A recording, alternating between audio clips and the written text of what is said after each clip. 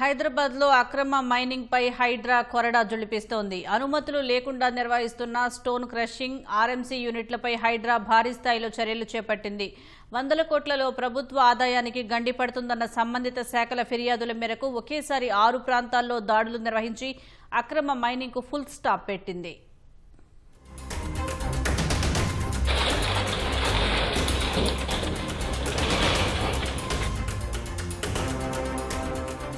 Core urban region పరిధిలో అనధికారికంగా నిర్వహిస్తున్న స్టోన్ క్రషింగ్ యూనిట్లపై హైడ్రా బుల్డోజర్లతో విరుచుకుపడింది.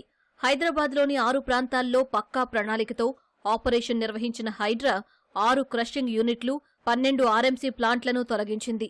కాలుష్య నియంత్రణ మండలి, మైనింగ్ శాఖల నుంచి వచ్చిన ఫిర్యాదుతో పాటు రంగారెడ్డి జిల్లా కలెక్టర్ నుంచి వచ్చిన లేఖపై స్పందిస్తూ హైదరాబాద్ శివారులోని అక్రమ మైనింగ్పై ఉక్కుపాదం మోపింది.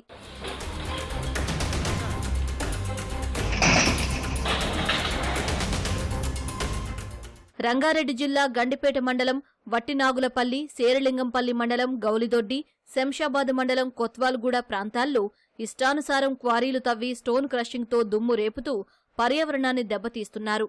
రాళ్లను పేల్చడం వల్ల సమీప ప్రాంతాల ప్రజలకు అక్కడి అక్రమ మైనింగ్ ముప్పుగా మారింది. గతంలో మైనింగ్, పీసీబీ హెచ్చరించినా పట్టించుకోకుండా యథేచ్ఛగా అక్రమ మైనింగ్ నిర్వహిస్తుండటంతో తీవ్రంగా పరిగణించిన రంగారెడ్డి జిల్లా కలెక్టర్ నారాయణ రెడ్డి హైడ్రాకు లేఖ రాశారు. అక్రమ మైనింగ్ జరుగుతున్న యూనిట్లను తొలగించాలని కోరారు.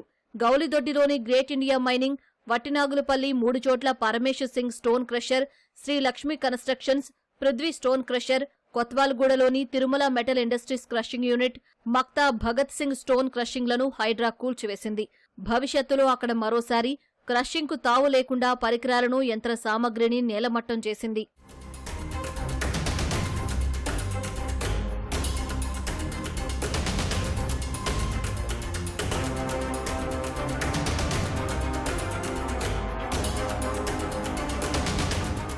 కూల్చివేసిన అక్రమ క్రషింగ్ యూనిట్లు బడా సంస్థలకు చెందిన వారివేనని హైడ్రా తెలిపింది.